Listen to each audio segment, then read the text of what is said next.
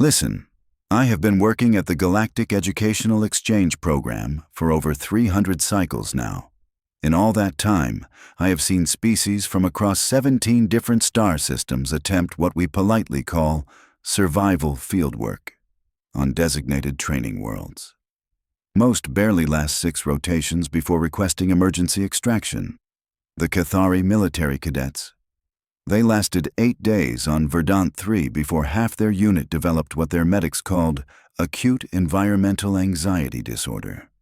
The proud Vexthul warriors. 2 weeks on March 7, and they were begging to return to their desert homeworlds. But humans? Oh, humans are something else entirely. My name is Crix9, and I serve as the primary academic coordinator for off-world educational programs. When the Human Educational Consortium first approached us about including their students in our most challenging fieldwork programs, I will admit, I was skeptical. These bipedal mammals had only been part of the galactic community for 50 cycles. Their technology was adequate. Their academic standards were acceptable, but they had no real experience with true environmental challenges. The request came through official channels 3 months ago. 12 human students, all from what they called Earth University Advanced Biology Program, wanted to participate in our Level 5 survival research on Kynar-Prime. Kynar-Prime. Even writing the name makes my secondary respiratory system flutter with nervous energy. Let me paint you a picture of this delightful little world. Kynar-Prime sits in the habitable zone of a Class G star, much like Earth, actually. The similarities end there. The planet hosts over 47 distinct biomes, each more lethal than the last. The gravity is 1.8 times Earth standard. The atmospheric pressure would crush most species within minutes. The native flora includes carnivorous trees that can dissolve bone in under an hour. And the fauna, well, let me just say that the apex predators on Kynar-Prime make the legendary Terran dinosaurs look like household pets. The jungle region where we conduct our survival training covers approximately 12,000 square kilometers of pure, unadulterated death. We call it the Green Hell, and that name is not hyperbole. The trees grow so thick that natural sunlight barely penetrates to ground level. The humidity sits at a constant 97%. The temperature never drops below 38 degrees Celsius, even during the cool season. But the real fun begins with the wildlife. The shadow panthers move through the undergrowth like liquid darkness, their claws capable of slicing through standard military armor. The crimson wasps hunt in swarms of thousands, their venom causing paralysis within seconds and an agonizing death within minutes. The titan serpents can grow to lengths of over 50 meters and possess enough crushing force to flatten an armored transport vehicle. And then there are the plants. Oh, the plants are special. The whispering vines emit pheromones that cause hallucinations and disorientation. The bloodroot trees literally drain the life force from any organic matter that comes within 3 meters of their base. The screaming thorns release toxic spores when disturbed, spores that can kill a full-grown Cathari warrior in under 2 minutes. This is where we send our most advanced military trainees for final qualification testing. The elite special forces operatives from the most combat-hardened species in the galaxy come to Kynar-Prime to prove their worth. Most of them require multiple attempts to complete the 30-day survival challenge. Some never complete it at all. So when Professor Elena Martinez from Earth University submitted her request for 12 undergraduate students to participate in our program, I naturally assumed there had been some sort of administrative error. Perhaps they meant to apply for our Level 1 training on Paradise Garden, a lovely little world with breathable atmosphere and edible native fruits. I sent a polite message back, explaining the nature of Kynar-Prime and suggesting they might prefer one of our less challenging options. The response I received was enlightening. Dear Coordinator Crix9, thank you for your concern regarding the safety parameters of Kynar-Prime. We have thoroughly reviewed all available data on the environmental challenges, native species threat assessments, and historical survival statistics. Our students are well prepared for this experience and eager to contribute to interspecies scientific cooperation. We appreciate your accommodation and look forward to a successful educational partnership. Well then, apparently these humans were serious. I began making arrangements with considerable reluctance. Standard protocol required me to contact the student's home institution with detailed liability waivers and emergency contact procedures. The paperwork alone took 6 days to process. I also arranged for our best medical team to be on standby and prepared 3 separate extraction shuttles in case things went poorly. The human students arrived on a Tuesday local time. I remember the day clearly because it was the same day we received news that our previous training group, 8 Vexthul's special operations candidates, had requested early termination after encountering a pack of shadow panthers on day 14 of their mission. The humans disembarked from their transport vessel looking, well, they looked like typical university students. Young, enthusiastic, completely unprepared for what awaited them. They wore standard Earth-manufactured survival gear that appeared adequate but certainly not military grade. Their team leader, a woman named Sarah Kim, introduced herself and her companions with casual friendliness that I found both charming and deeply concerning. "Hey there, Coordinator Kurix. Thanks so much for setting this up. The team is super excited. To get started, we have been studying Kynar-Prime ecosystems for months and cannot wait to see everything firsthand. Super excited to visit the Green Hell." I began mentally preparing the incident reports I would need to file. The team consisted of 12 students, ages ranging from what humans consider early 20s to late 20s.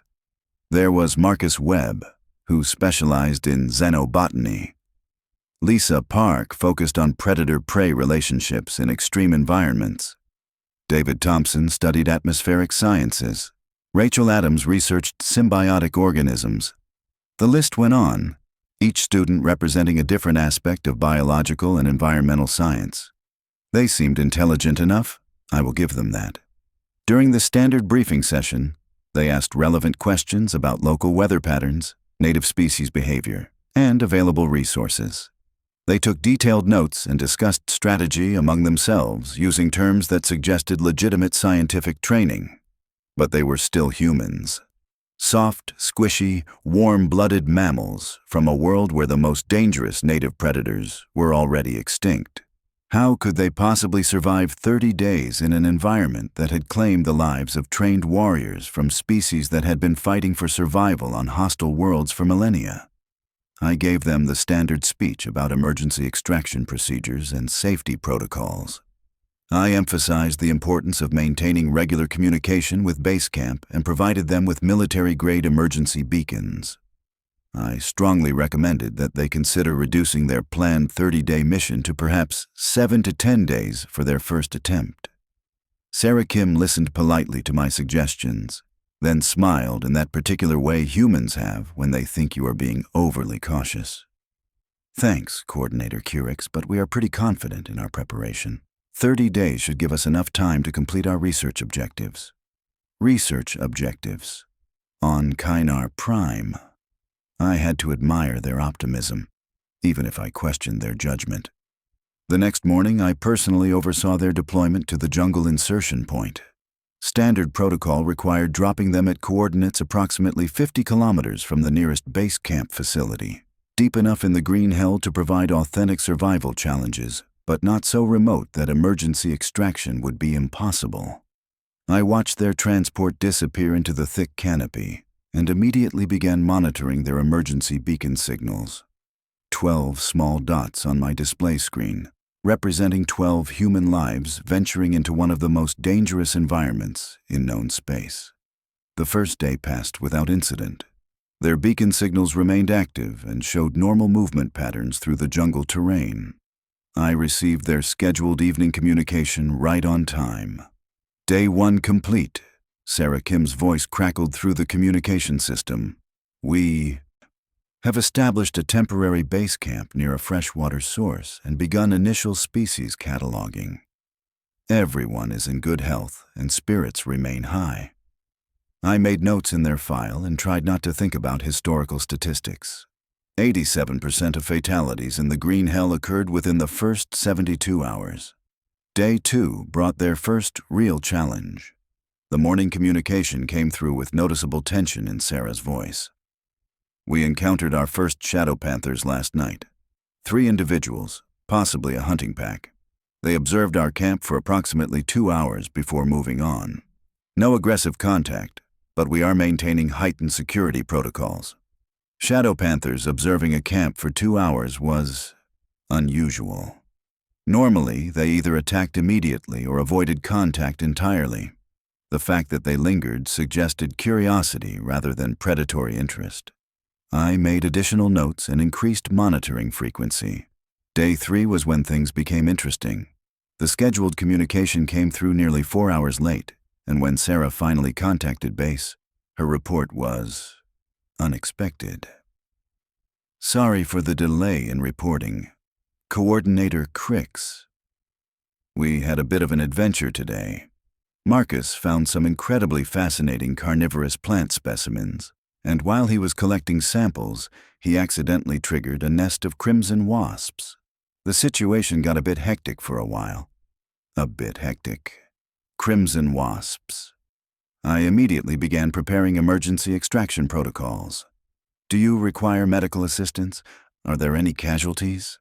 Oh no, we are all fine. It turns out Lisa had some brilliant insights about wasp behavior patterns. Instead of running, which apparently triggers their chase response, she suggested we all freeze completely and control our breathing to minimize pheromone output. Worked like a charm. The swarm lost interest after about 20 minutes and moved on. We got some amazing behavioral footage too. Amazing behavioral footage. Of a crimson wasp attack. I was beginning to suspect these humans were either incredibly intelligent or completely insane. Day 5 brought news that made me question everything I thought I understood about Kynar-Prime wildlife. Sarah's communication that evening contained information that contradicted decades of established research. We made contact with a Titan serpent today, she reported casually, as if discussing a household pet. Massive specimen, probably 45 meters long. David hypothesized that they might be less aggressive during daylight hours, so we approached very slowly with hands visible and avoided direct eye contact. Turns out he was right. The serpent allowed us to observe feeding behavior and take detailed measurements. Rachel even managed to collect some shed skin samples. They approached a Titan serpent, voluntarily, and it did not eat them. I began reviewing our species behavior databases, wondering if perhaps our military training methods had been fundamentally flawed for the past century. Day 7 marked the first week of their mission, typically the point where even our most successful candidates began showing signs of stress and environmental fatigue. The human team's communication that evening suggested the opposite. Week 1 complete, and everyone is adapting well to local conditions, Sarah reported. We have cataloged over 200 species so far, including several that do not match any entries in the standard databases. Marcus thinks we might have found some previously unknown plant varieties. The team morale is excellent, and we are making better progress on research objectives than anticipated. Better progress than anticipated. In the Green Hell, where trained warriors went to prove themselves worthy of elite military service. I decided to conduct an unscheduled surveillance flight to assess their situation firsthand. What I discovered when I observed their camp from above left me speechless. The humans had not merely survived their first week in the Green Hell, they had thrived. Their base camp was a masterpiece of environmental engineering. They had constructed elevated sleeping platforms to avoid ground-dwelling predators, established multiple freshwater collection systems, and created what appeared to be a sophisticated food preservation setup. But most remarkably, they seemed to have achieved some sort of peaceful coexistence with the local wildlife. I observed 3 shadow panthers resting in the shade near their camp perimeter. Not hunting, not stalking, resting. As if the camp were a safe haven rather than a potential feeding ground. A family of what appeared to be juvenile howling monkeys had taken up residence in the trees directly above the human camp, chattering and playing as if they were protected pets rather than wild creatures in a hostile environment. Most shocking of all, I witnessed David Thompson sitting calmly next to a stream, apparently having a conversation with a creature I initially did not recognize. Upon closer observation, I realized it was a young Titan serpent, no more than 10 meters in length, but still quite capable of crushing a human without effort. The serpent was not showing any signs of aggression. In fact, it appeared to be listening. I returned to base camp with more questions than answers and a growing suspicion that everything we thought we knew about Kynar-Prime might be wrong. Day 10 brought a communication that officially shattered my understanding of the Green Hell ecosystem. "Hey, Coordinator Crix!" Sarah's voice carried a note of excitement that was becoming familiar. "We have got some incredible news to share. It turns out the local wildlife is way more intelligent and socially complex than anyone realized. We have been documenting what appears to be cooperative behavior between different species, almost like a jungle-wide communication network. A jungle-wide communication network among predators that supposedly competed for territory and resources. Lisa has been working with the Shadow Panthers, and she thinks they might actually be trying to warn us about environmental dangers rather than hunting us. Yesterday, a pack of 3 led us away from an area that Marcus later discovered was full of unstable bloodroot trees. They probably saved our lives. Shadow Panthers, providing safety warnings. 2 humans. And David has made friends with several of the Titan serpents. Turns out they are incredibly curious about our research methods. One of the adults has been bringing us samples of rare plants from deeper in the jungle, stuff we never would have found on our own. Titan serpents, assisting with scientific research. I scheduled an emergency meeting with my supervisors to discuss this unprecedented situation. The implications were staggering. If the humans were correct about wildlife intelligence and cooperative behavior, it meant our military training programs had been fundamentally misunderstanding the nature of Kynar-Prime for generations. Day 15 marked the official halfway point of their mission. Standard protocol required a comprehensive status report and health assessment. What I received was unlike anything in our institutional archives. 2 weeks down, 2 to go. Sarah's voice bubbled with enthusiasm. The team health status is excellent. We have all adapted well to local conditions and environmental factors. Research progress exceeds all expectations. We have documented over 500 species interactions, collected samples from 47 previously unknown plant varieties, and established communication protocols with multiple species groups. Communication protocols. With jungle predators. Oh, and we might have solved the mystery of why previous expeditions had such high casualty rates. Turns out most species here respond to perceived aggression with defensive behaviors that escalate quickly into life-threatening situations. But if you approach with genuine scientific curiosity and respect for their intelligence, they are incredibly cooperative. Genuine scientific curiosity and respect for creatures that had been terrorizing elite military units for decades. I began drafting preliminary reports for the Galactic Scientific Council. If these findings held up to scrutiny, they would revolutionize our understanding of complex ecosystem dynamics across multiple worlds. Day 20 brought news that confirmed my growing suspicions about human adaptability and problem-solving capabilities. "We have got some exciting developments to report," Sarah announced during the evening communication. "The local wildlife has started bringing us gifts, not just plant samples, but actual tools and resources. The Shadow Panthers found us a cache of mineral deposits that are perfect for our geological studies. The howling monkeys have been bringing us fruits and nuts from tree species we had not even discovered yet. And get this, one of the Titan serpents actually helped Lisa construct a more efficient water filtration system. Gifts from apex predators. 2 human researchers. Also, we think we might have accidentally become part of the local social structure. The animals seem to consider us a member of their jungle community now. They include us in their territory patrols and warning systems. It is like having the ultimate security network. The ultimate security network, provided by creatures that military training programs taught soldiers to fear and avoid. Day 25 brought a communication that left me genuinely excited about the potential scientific implications of this mission. Final week status report, Sarah began. All team members remain in excellent health and high spirits. We have completed comprehensive documentation of local ecosystem relationships and collected enough data to support several doctoral dissertations. The cooperation we have established with native species has exceeded our wildest expectations.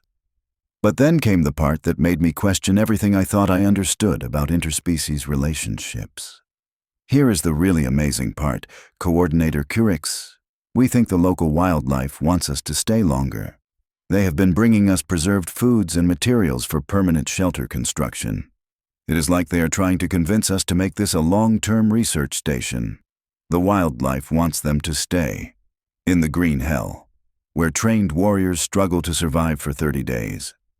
Day 28 brought their penultimate report, and I found myself genuinely disappointed that their mission was almost complete. 2 days left, and honestly, the team is kind of sad about leaving, Sarah admitted. We have learned so much, not just about the ecosystem, but about alternative approaches to interspecies cooperation. The relationships we have built here could change how we think about conservation and coexistence on dozens of worlds. Alternative approaches to interspecies cooperation, developed by undergraduate students in 1 month. Day 30 arrived with a mixture of anticipation and genuine regret. These humans had accomplished something unprecedented, and I found myself hoping their final report would provide insights that could benefit the entire galactic community. The final communication came through right on schedule. Sarah's voice carried notes of both satisfaction and sadness. Mission complete, Coordinator Crix. 30 days in the green hell, and we can honestly say this has been the most incredible educational experience any of us could have imagined. We have documented evidence that could revolutionize ecological research methodologies across multiple star systems. But then came the part that would ensure this mission became legendary in academic circles for generations. Oh, and we are bringing back some souvenirs. Marcus collected samples from over 300 plant species, including about 50 that are completely new to science. Lisa has behavioral documentation that proves complex reasoning capabilities in species previously classified as merely instinctual predators. And we have got live specimens of several fruit varieties that might be suitable for agricultural development. Live specimens. Fruits from the most dangerous jungle in known space. Also, we kind of made a new friend. One of the juvenile shadow panthers has been following us around for the past 2 weeks, and she seems to want to come home with us. We have named her Luna. The veterinary team at Earth University thinks they can provide appropriate care if transportation can be arranged. A shadow panther. As a pet, named Luna.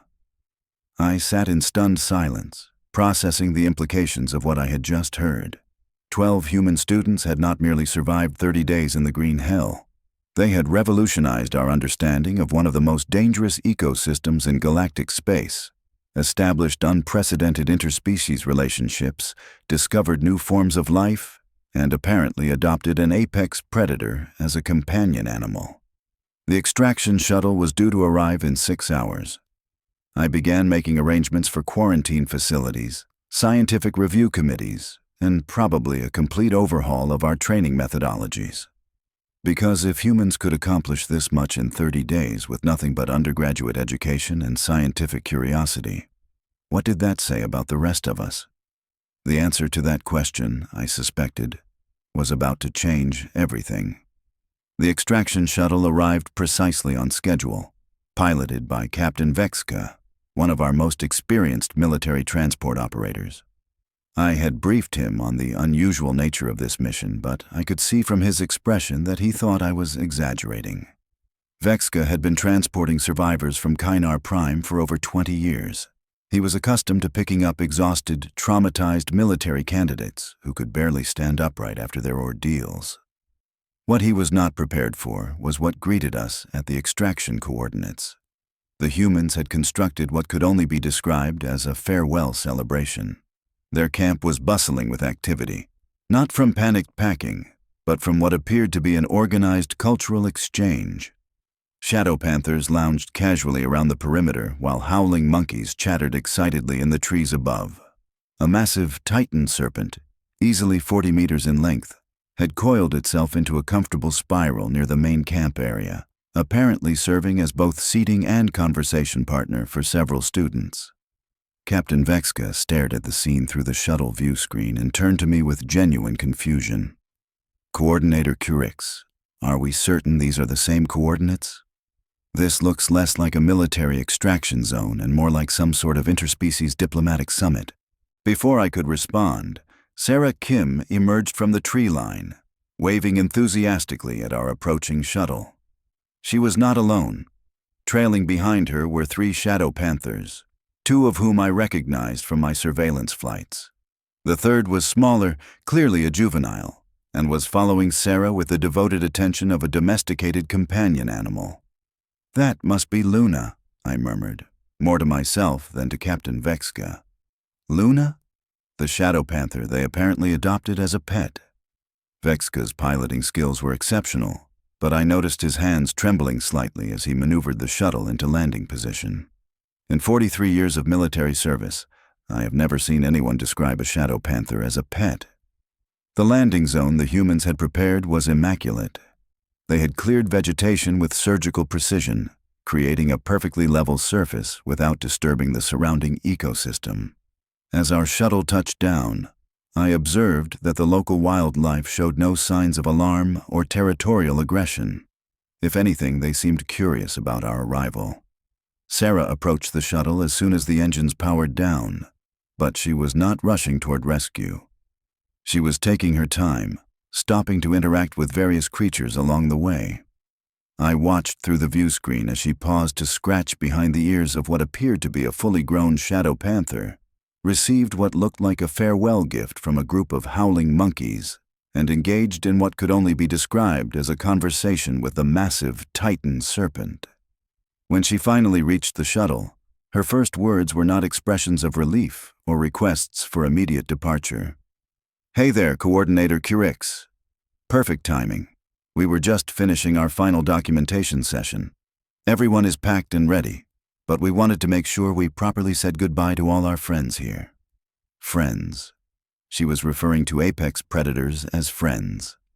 Captain Vexka activated the shuttle's external communication system. "This is Captain Vexka requesting immediate status report. Are there any injuries requiring medical attention? Any emergency situations requiring priority handling?" Sarah's laughter came through clearly over the comm system. "Oh no, Captain, everyone is great. Actually, we are all probably in better shape than when we arrived. 30 days of jungle living has been amazing for our fitness levels. Plus, the local diet has been incredibly nutritious. Marcus lost 15 pounds and his energy levels are through the roof." The local diet. From the green hell, where most organic matter was either poisonous or carnivorous. "Sarah," I interjected, "could you clarify what you mean by local diet?" "Oh, the fruits and nuts the wildlife has been sharing with us. Turns out there are dozens of edible species here that are not documented in any of the standard databases.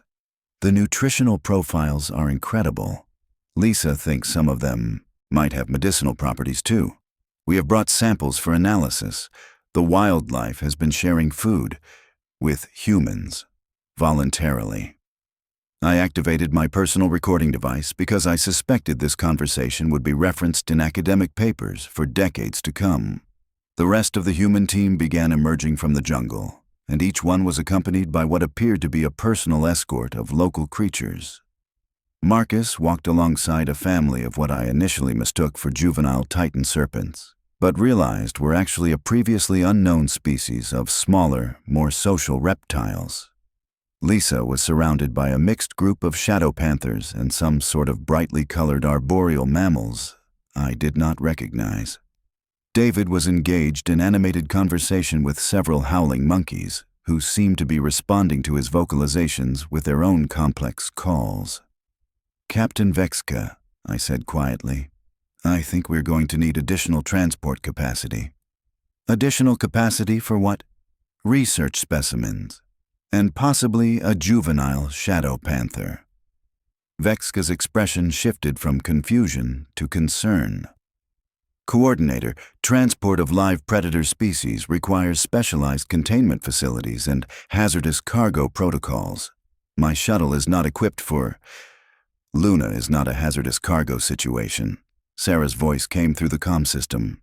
She had apparently been listening to our conversation. She has been living with us for 2 weeks. She is completely socialized and responds to basic commands. Watch this. Sarah turned to the juvenile shadow panther that had been following her and made a series of hand gestures. The creature immediately sat down, extended one paw in what looked remarkably like a greeting gesture, and made a soft chirping sound that bore no resemblance to the terrifying roars shadow panthers were known for. She knows sit, stay, come, and about 15 other commands. Plus, she seems to understand basic human emotions. Yesterday, when Rachel twisted her ankle during a specimen collection, Luna actually helped her back to camp and then led Marcus to the injury site to provide medical assistance. A shadow panther providing medical assistance to humans. Captain Vexka looked at me with an expression that suggested he was questioning either his sanity or mine. Coordinator, in your professional opinion, is this situation within normal parameters for a standard extraction mission? Captain, nothing about this situation has been within normal parameters since day 1. The loading process took considerably longer than typical extractions, primarily because the humans insisted on conducting proper farewell ceremonies with each of their wildlife friends. I observed Sarah having what appeared to be an emotional goodbye conversation with the massive Titan serpent, complete with physical contact that should have resulted in immediate crushing death, but instead seemed to be some sort of interspecies hug. Marcus spent 20 minutes carefully packaging plant specimens while explaining to his reptilian companions exactly what he planned to do with each sample. The creatures listened with apparent interest and made vocalizations that Marcus seemed to interpret as approval or concern. Lisa conducted what looked like a final training session with her Shadow Panther associates, running through a series of commands and responses that demonstrated a level of interspecies communication that contradicted everything we thought we knew about predator intelligence. David organized a group sing-along with the howling monkeys that resulted in a complex harmony that was actually quite pleasant to listen to. I made additional notes about potential musical intelligence in species previously classified as merely noise makers. The other team members engaged in similarly unprecedented farewell activities, each demonstrating relationships with local wildlife that would have been considered impossible just 31 days earlier. Finally, the humans and their research materials were loaded onto the shuttle. Luna, the juvenile shadow panther, settled comfortably in a specially prepared travel area that Sarah had constructed using locally sourced materials. The creature showed no signs of stress or anxiety about the unfamiliar environment. As we prepared for departure, I took one final look at the campsite the humans were leaving behind. Instead of the typical devastation that followed most training missions, their location looked almost pristine.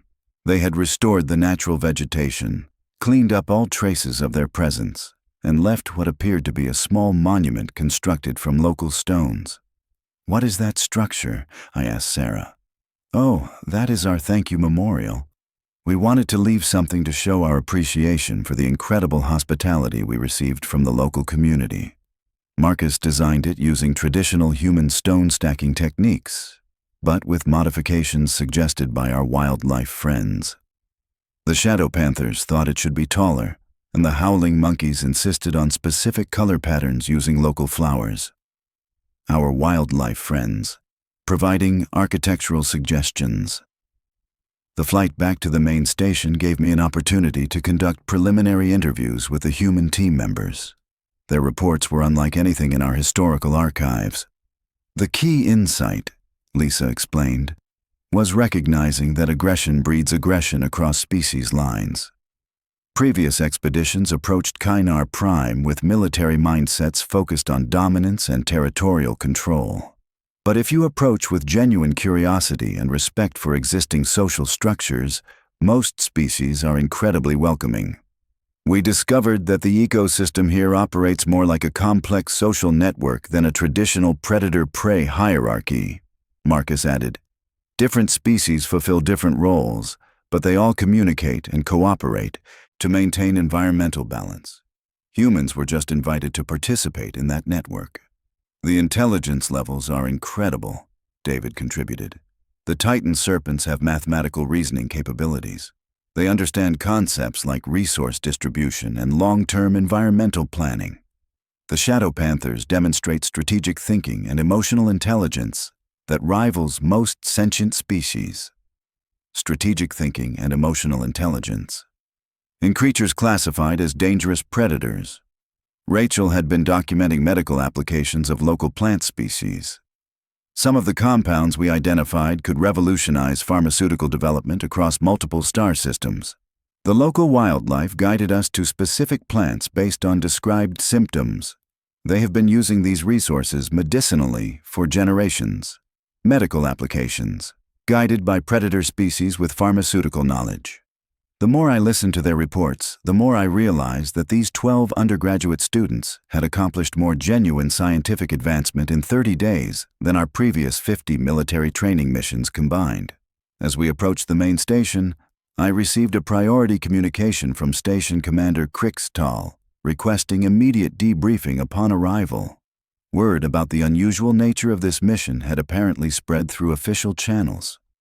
The reception that greeted us at the docking bay was unprecedented.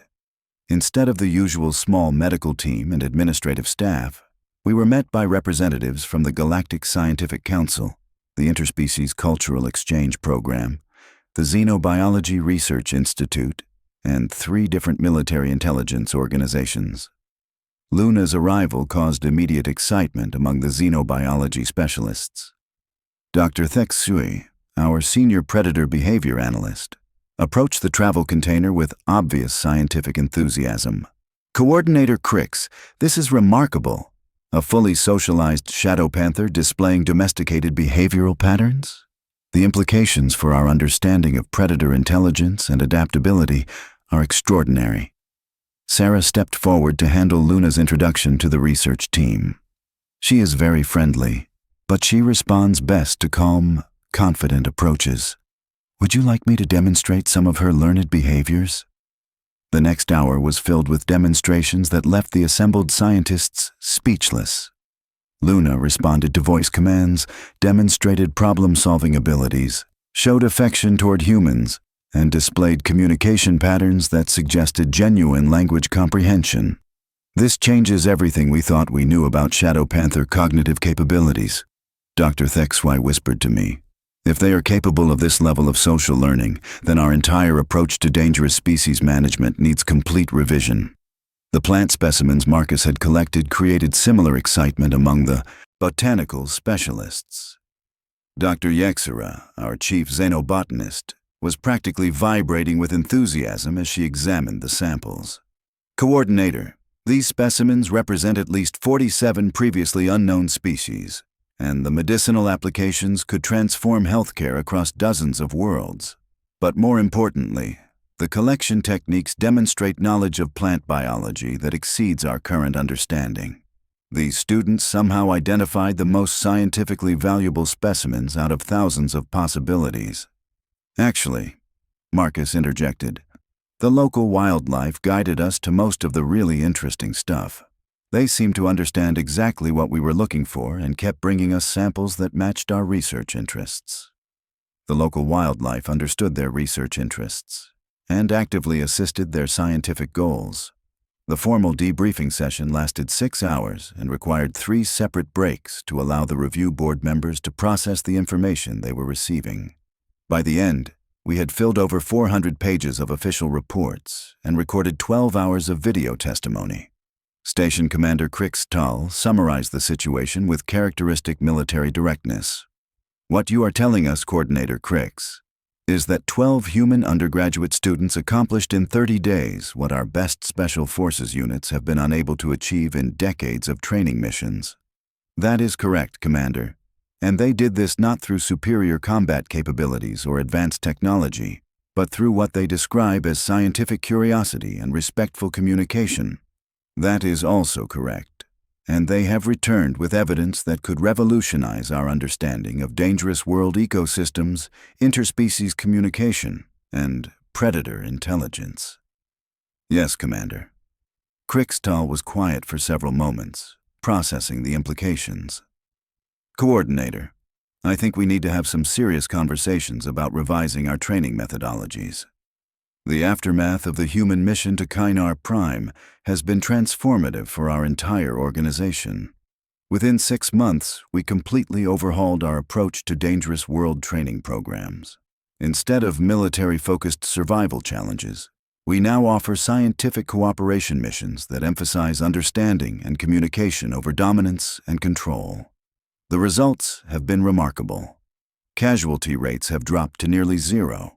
Scientific advancement has increased exponentially, and we have established peaceful relationships with dangerous species on 12 different worlds. Luna has become something of a celebrity at the research station. She divides her time between advanced behavioral studies with Dr. Thexui and serving as an ambassador for Shadow Panther intelligence research. Sarah visits regularly to maintain their bond, and Luna has actually begun participating in educational programs to teach other species about predator-human cooperation. The plant specimens have led to the development of 17 new pharmaceutical compounds and 3 revolutionary agricultural techniques. Marcus completed his doctoral dissertation on Kynar-Prime botany in record time and has been invited to lead research missions to 4 other dangerous worlds. But perhaps the most significant change has been philosophical. The human approach to Kynar-Prime has demonstrated that intelligence and cooperation can be more effective than aggression and domination. This insight has influenced diplomatic relationships across the galactic community and opened new possibilities for interspecies collaboration. 6 months after their return, I received a communication from Professor Elena Martinez at Earth University. The message was brief but telling. Dear Coordinator Krix, thank you again for accommodating our students' research mission. Based on their success, we are preparing to send additional teams to other challenging worlds in your program. We have 23 students interested in the volcanic research sites on Molten 7, 31 students wanting to study ice world ecosystems on Frozen 12, and 47 students requesting assignment to the underwater research stations on Aquatic 9. We look forward to continuing our educational partnership. 47 students wanting to study underwater predator species on Aquatic 9, where the survival rate for military divers was approximately 30%. I approved all 3 requests without hesitation, because I have learned something important over the past year. When humans approach impossible situations with curiosity instead of fear, with respect instead of aggression, with cooperation instead of domination, they do not just survive. They thrive, they innovate, they build relationships that seemed impossible, they discover solutions that no one else had considered. And sometimes they come home with fruit and a pet tiger, which, in the grand scheme of galactic civilization, might just be exactly what we needed all along.